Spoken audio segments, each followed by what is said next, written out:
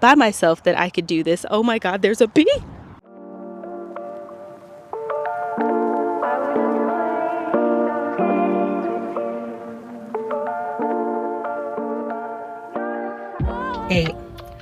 Eight years on YouTube.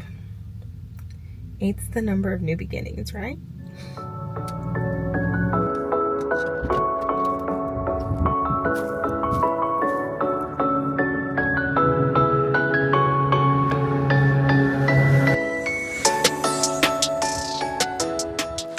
What is up, you guys? So I decided to take a walk today. I've been cooped up in the house all afternoon, just doing a bunch of like batch recording. I decided to come for a walk. This is the first day where the wind is not like blowing crazy. There's no dust advisory. I was gonna go to the park that's up the street from my house, but they were playing music. I don't need to get any kind of copyright strikes, and it's kind of busy and full. I actually don't vlog like this in public a whole lot. I don't know if I'm necessarily scared to do it, but I just haven't really done it a lot. Like, I'll vlog but not talking to the camera. But anyways, I needed to get out and clear my head, and this video had popped up that I was watching on YouTube, and a girl was talking about being on YouTube for 7 years. And when I counted it up, I'm like, man, August of 2025 will be 8 years for my main channel. So you're probably looking at this channel and you're like, girl, 8 years, you barely started. No, my first channel I created back in 2017, August 2017 to be exact. And I have been doing this for 8 years now, and it's crazy to believe that it's been that long.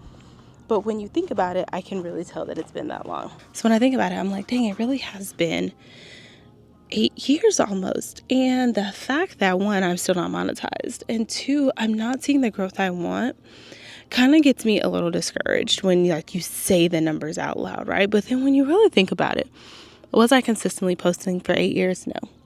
There were gaps, and I do mean gaps throughout time where I was not posting or barely posting, where I switched up my content and the things I wanted to post. And so I will link the YouTuber's video that posted this video originally. But when she was talking about it, I was like, gosh, and some of the stuff that I would say do actually is the stuff that she was saying. I'm gonna have to find a new street because this street is hecka busy and all I can hear is cars in this video. All right, guys, so I found somewhere chill by myself that I could do this. Oh my God, there's a bee. I am so afraid of bees, and I always get stung by them.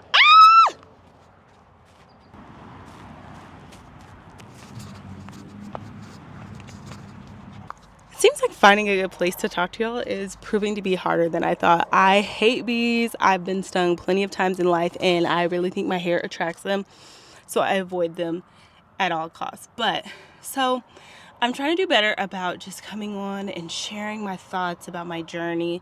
And I really struggle with this because I am a planner and sometimes I get lost in my thoughts. But I needed to get out the house. I needed to take a break because I was batch creating.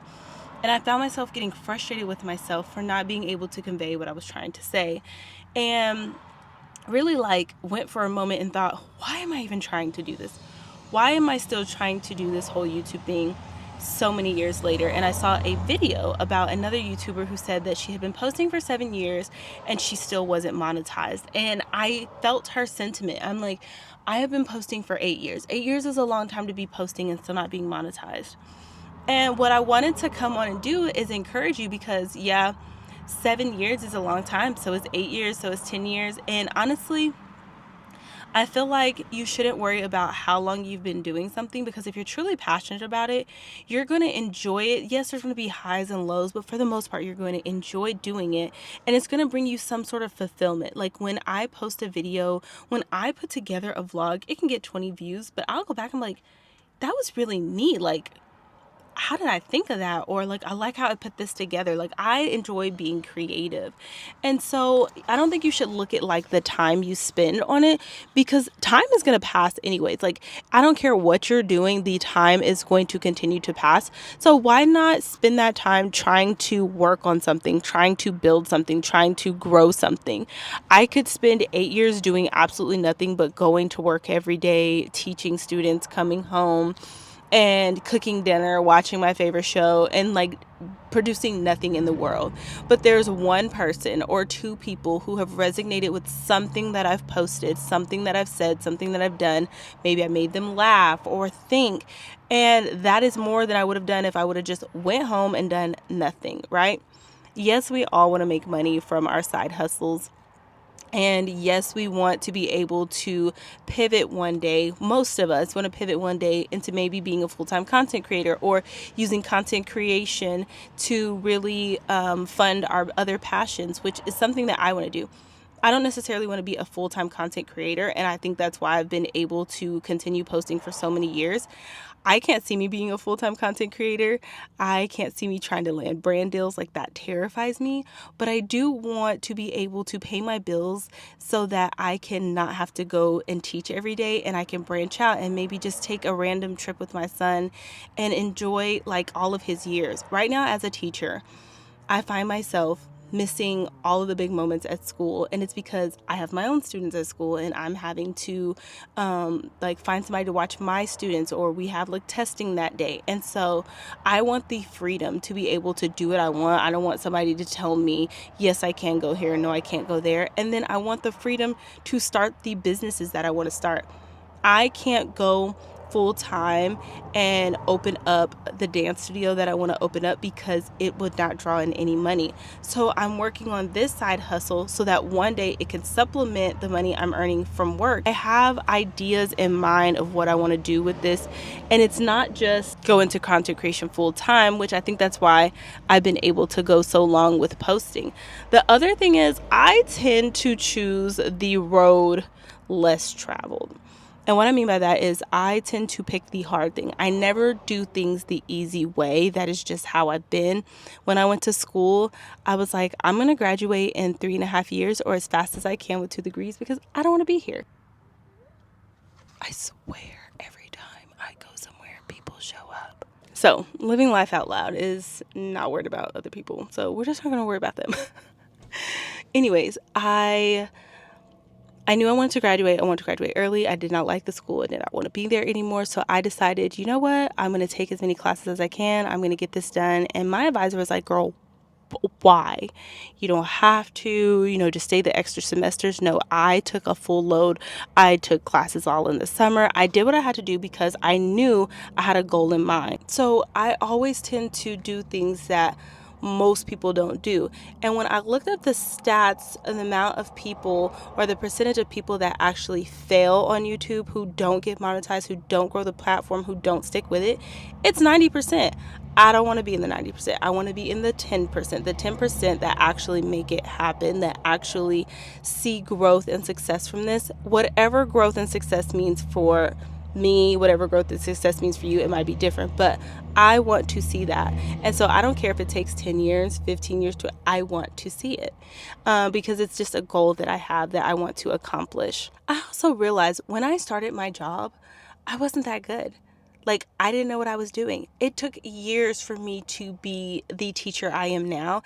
And even the teacher I am now, like, yes, I can put up a lesson plan like that, but now I'm like really deep diving into data and really doing data-driven instruction and like trying to learn all the new things they're throwing at us. And so I am still not a high-level teacher that I'm still not the level of teacher like that I aspire to be, but I am better than I was when I started 8 years ago.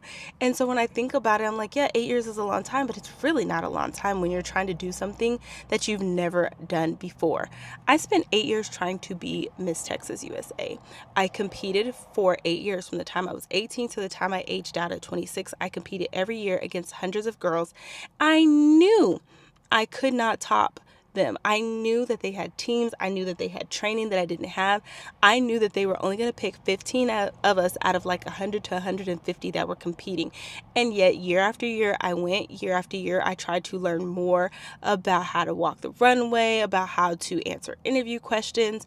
I learned makeup and hair. I just learned and learned, and I poured into that. So why wouldn't I take that same energy and pour it into my next hobby, which is YouTube? And so that is why I think I've been able to continue posting in spite of not being monetized, right? Now, do I want to get monetized? Yes. So am I going to do something to help me reach that goal? Yes. The YouTuber who I got this video idea from actually talked about pivoting, which I ended up doing.